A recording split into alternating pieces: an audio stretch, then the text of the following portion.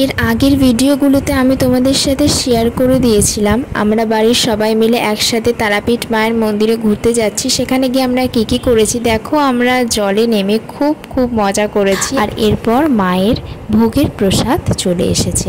তো সেটাই আমার মেজো জেঠু, আমাদের মধ্যে সবার থেকে বয়স জ্যেষ্ঠ ছিল, তিনি সবটা প্রসাদ মেখে আমাদের সবাইকে দেবে।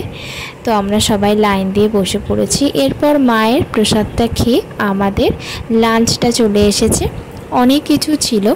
তারপর খাওয়া দাওয়া করে একটা টানা লম্বা ঘুম দিয়ে নিয়েছি। ঘুম থেকে উঠে দেখলাম বৃষ্টি ওয়েদার, ঠান্ডা একদম হয়ে গেছে চারিদিকটা।